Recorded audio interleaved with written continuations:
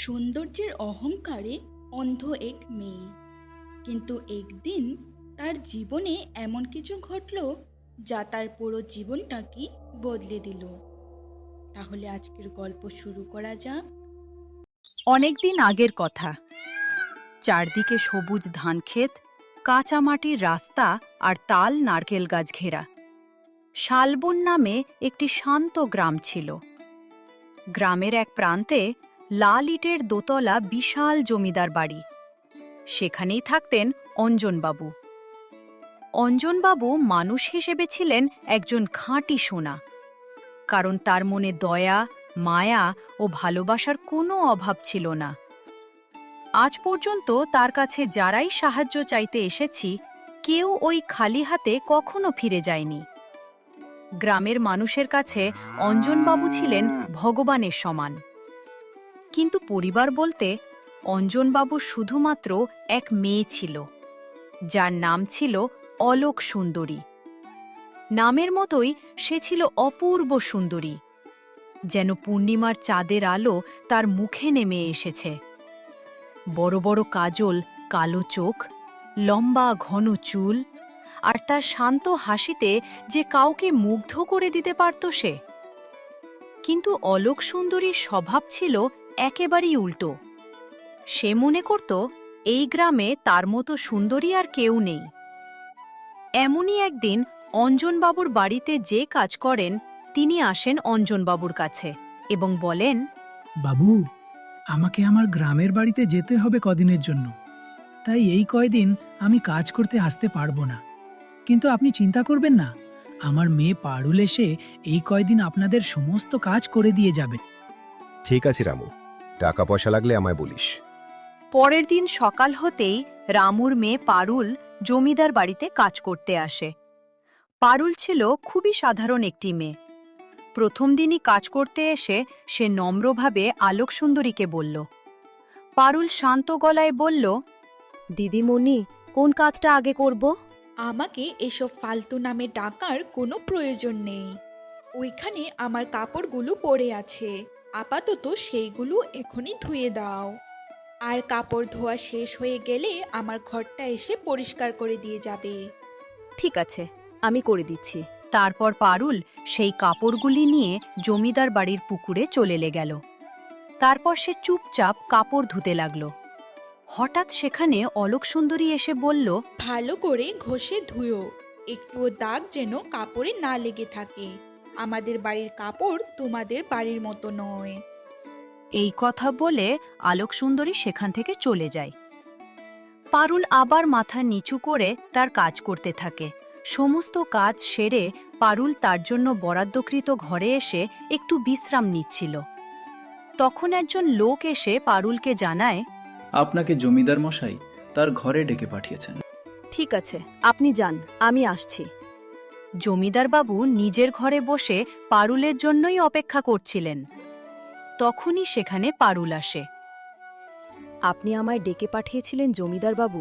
পারুল, তোমার এখানে কোনো অসুবিধা হচ্ছে না তো? না কাকাবাবু, ক্ষমা করে দেবেন জমিদার বাবু। আসলে ভুল করে মুখ থেকে কাকাবাবু বেরিয়ে গেছে। না না, ঠিক আছে। এই ঘরে তুমি আর আমি ব্যতীত কেউ নেই। আশা করি তুমি তোমার কাজটা ঠিকভাবে করতে পারবে।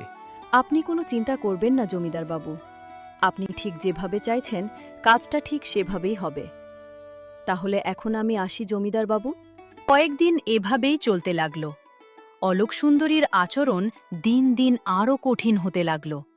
সে প্রায়ই পারুলকে সবার সামনে অপমান করত, আর পারুল মুখ বুজে অলোক সুন্দরীর সব অপমান সহ্য করে যেত।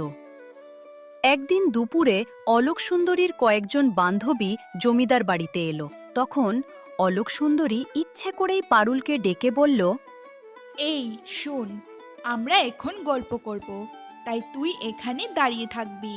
হাতে আমাদের কিছু প্রয়োজন হলে তুই সঙ্গে সঙ্গেই এনে দিতে পারিস। আর এখান থেকে যদি তুই এক পাও নড়েছিস তাহলে কিন্তু তোর খবর আছে। তুই যাই বলিস অলোক, তোর এই কাজের মেয়েটা কিন্তু ভারী সুন্দর। আমার মনে হয় তোর চোখটা নষ্ট হয়ে গেছে রূপালী। ওর মতো মেয়েকে আমাদের জমিদারদের কাজের লোক হিসেবেই মানায়। বা বলতে পারিস ওর মতো মেয়েদেরকে আমার পায়ের নিচেই মানায়। আলোক সুন্দরীর এত অপমান সহ্য করতে না পেরে পারুলের চোখে জল চলে আসে, কিন্তু সে মুখ ফুটে অলোক সুন্দরীকে কিছুই বলে না। ঠিক তখনই একটি লোক এসে তাদের জানায় পাশের গ্রামের জমিদার মহেন্দ্র এসেছেন। এই কথা শুনে পারুলের মুখে হাসি ফুটে ওঠে। তারপর পারুল ও আলোক সুন্দরী ঘরের ভেতরে যায়। তারা সেখানে গিয়ে দেখতে পায় অঞ্জনবাবু ও জমিদার মহেন্দ্র তাদের জন্য অপেক্ষা করছেন। তখনই হঠাৎ জমিদার মহেন্দ্র পারুলকে উদ্দেশ্য করে বলেন, পারুল মা, আর কতদিন আমার কথার মান রাখতে এভাবে এখানে পড়ে থাকবি? অনেকদিন তো হলো, এবার বাড়ি ফিরে চলো। জমিদার মহেন্দ্রের মুখে পারুলের নাম শুনে অলোক সুন্দরী হতবাক। আপনি কি এই কাজের মেয়েটাকে চেনেন কাকামশাই? চিনি মানে? ও আমার মেয়ে পারুল চৌধুরী, আমাদের একমাত্র উত্তরাধিকারিণী। এই কথা শুনে আলোক সুন্দরী অবাকের চরম শীর্ষে পৌঁছে যায়। সে কিছুতেই এই কথা বিশ্বাস করতে পারছিল না।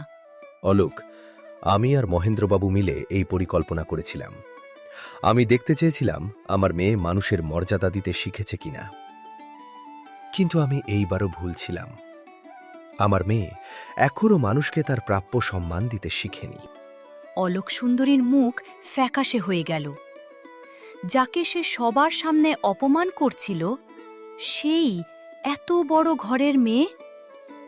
মহেন্দ্র চৌধুরী কঠোর গলায় বললেন, তুমি আমার মেয়ের সাথে কি কি আচরণ করেছ তার কিছুই আমার অজানা নয়। আমার বন্ধুর মেয়ে হয়ে তুমি কিভাবে এত ছোট মনের মানুষ হলেটা সত্যি আমার বোধগম্য হচ্ছে না। কিন্তু একটা কথা মনে রেখো, যে অন্যকে ছোট করে দিন শেষে সে নিজেই সবার কাছে ছোট হয়ে যায়। অলোক সুন্দরীর চোখ দিয়ে জল গড়িয়ে পড়ল। আমি তোমাকে অনেক অপমান করেছি, কিন্তু তুমি একদিনও তার প্রতিবাদ করনি। পারলে আমাকে ক্ষমা করে দিও। আজ তুমি আমায় শিখিয়ে দিলে বাহ্যিক সৌন্দর্যটাই আসল সৌন্দর্য নয়, মনের সৌন্দর্যটাই আসল সৌন্দর্য। পারুল শান্ত গলায় বলল, অহংকার মানুষকে অন্ধ করে দেয়, কিন্তু শিক্ষা মানুষকে নতুন করে দেখতে শেখায়। তুমি তোমার ভুল বুঝতে পেরেছ, এটাই অনেক। এবার থেকে কখনোই কাউকে তার অবস্থা দেখে ছোট করো না। সেই দিন থেকেই অলোক সুন্দরীর অহংকার ভেঙে চুরমার হয়ে গেল। সে শিখল রূপ মানুষকে চোখে বড় করে, কিন্তু বিনয় মানুষকে হৃদয়ে বড় করে। হ্যালো বন্ধুরা, আজকের এই গল্প তোমাদের কাছে কেমন লাগলো তা নিচের কমেন্ট বক্সে অবশ্যই জানিয়ে যাবে। গল্পটি ভালো লেগে থাকলে একটি লাইক, শেয়ার ও সাবস্ক্রাইব করে দিও। আর প্রতিদিন এমন মজার মজার গল্প পেতে আমাদের এই স্টোরি বক্স বাংলা চ্যানেলটিকে সাবস্ক্রাইব করে দিও।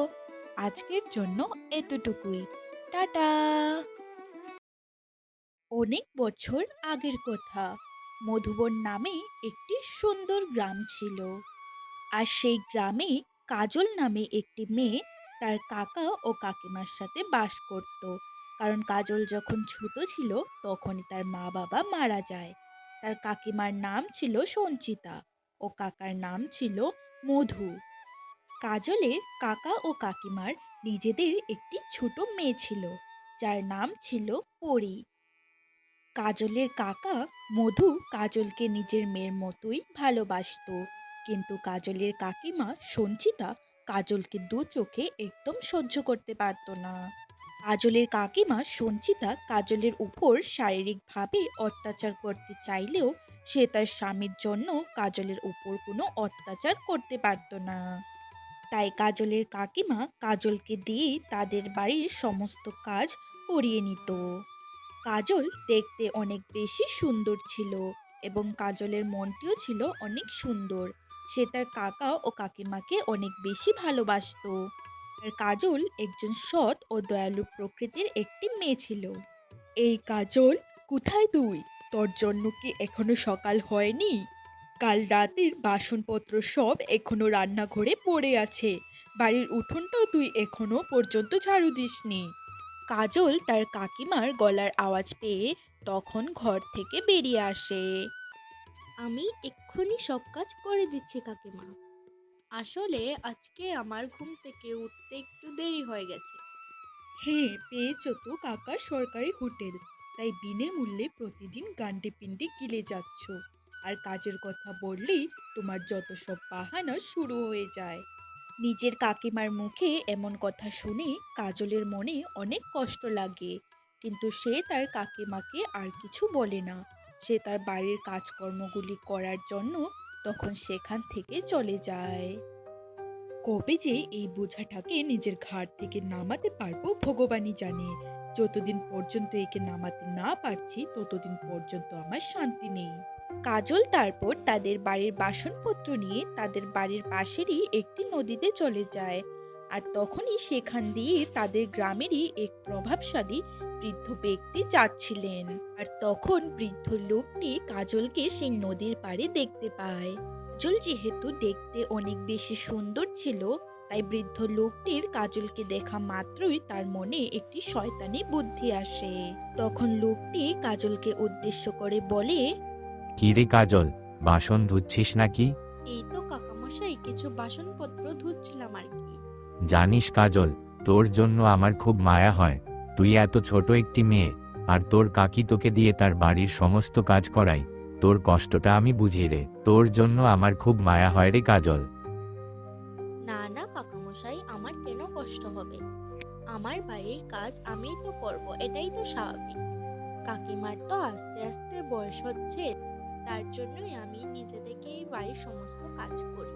আমাকে কাজ করার জন্য কখনো কেউ জোর করে না। আমাকে মিথ্যে বলছিস? এই গ্রামের সবাই জানে তোর কাকিমা তোকে দিয়ে সারাদিন কেমন করে খাটায়। তোর জন্য আমার খুব মায়া হয়। আসলে কি জানিস তো, আমার বউটা তো কিছু দিন আগেই গত হয়েছে। এখন এই জীবনে এসে একা থাকতে অনেক কষ্ট হয়। তাই তোকে আমি একটি প্রস্তাব দিচ্ছি। অবশ্যই এই প্রস্তাব তোর ভালোর কথা ভেবেই আমি তোকে দিচ্ছি। তুই যদি আমাকে বিয়ে করিস, তাহলে আমি তোকে আমার বাড়িতে রাজরানী করে রাখবো। আপনি কি মানুষ কাকামশাই? আপনি আমার কাকার বয়সে। আপনার বাড়িতে আমার বয়সী 3টি মেয়ে আছে। আপনি কিভাবে আমাকে এই প্রস্তাবটি দিলেন? যদি আপনার মুখে আমি আর কোনোদিন এমন কথা শুনতে পাই, তাহলে আমি আপনার নামে গ্রাম প্রধানের কাছে গিয়ে নালিশ দেব। এই কথা বলে কাজল তখন সেখান থেকে চলে যায়। আর বৃদ্ধ লোকটি তখন বলে, ছোট হলে কি হবে, তেজ আছে মেয়ের। ঠিক আছে, আমিও দেখব কতদিন থাকে এই তেজ। আমাকে ওর কাকির সাথে কথা বলে যা করার করতে হবে। সেদিন সন্দেহ হতে না হতেই লোকটি কাজলদের বাড়িতে গিয়ে পৌঁছয়। তারপর লোকটি কাজলের কাকিমাকে কাজলকে বিয়ে করার বিষয়টি জানায়। দেখো সঞ্চয়িতা, তুমি যদি কাজলকে এই বিয়ের জন্য রাজি করাতে পারো, তাহলে আমি তোমাকে অনেক টাকা দেব, যা দিয়ে তুমি সারা জীবন বসে বসে খেতে পারবে। এবার তুমি ভেবে দেখো, তুমি আমার প্রস্তাবে রাজি হবে কিনা। আপনি কোনো চিন্তা করবেন না দাদা, আমি কাজলকে এই বিয়ের জন্য রাজি করিয়েই ছাড়বো। সেদিন রাতে কাজলের কাকা বাড়ি ফিরে আসলে সঞ্চিতা তার স্বামীকে উদ্দেশ্য করে বলে, শুনো, আমি কাজলের বিয়ে ঠিক করে ফেলেছি। এই তুমি কি বলছো গিন্নি? কাজলের বয়স এখনো তো অনেক কম, আর তুমি ওকে বিয়ে দেবার কথা বলছো? শুনো, আমাদের এমনিতেই অভাবের সংসার, ক টাকা রুজি করো তুমি, তাই একজনকে বিদায় করতে পারলে আমাদের অভাবটা কিছুটা হলেও ঘুচবে। তাই আমি যা করছি সব দিক ভেবেই করছি। বধূ তার স্ত্রীর মুখে এই কথা শুনে বুঝতে পারে তার স্ত্রী সত্যিই বলছে, সত্যি তাদের সংসারটি অনেক অভাবের। তুমি ঠিকই বলেছ গিন্নি, কিন্তু পাত্রকে? আর এত তাড়াতাড়ি তুমি পাত্রের সন্ধান পেলেই বা কিভাবে? পাত্র হলেন আমাদের রামচরণ দাদা, আর উনি নিজেই বিয়ের প্রস্তাবটি নিয়ে এসেছেন। কি, তুমি কি পাগল হয়ে গেছো গিন্নি? রামচরণ দাদার বয়স 70, আর কাজলের বয়স মাত্র 18, আর তুমি উনার সাথে ওর বিয়ে ঠিক করেছো।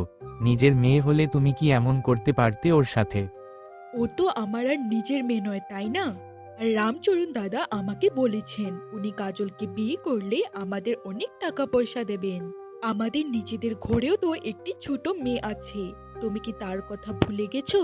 ওর ভবিষ্যতের কথাও তো আমাদেরকেই ভাবতে হবে। তাই তুমি যদি এই বিয়েতে অমত করেছো, তাহলে আমি আমার মেয়েকে নিয়ে তোমার এই সংসার ছেড়ে সারা জীবনের জন্য চলে যাব। এই কথা বলে সঞ্চিতা তখন সেখান থেকে চলে যায়।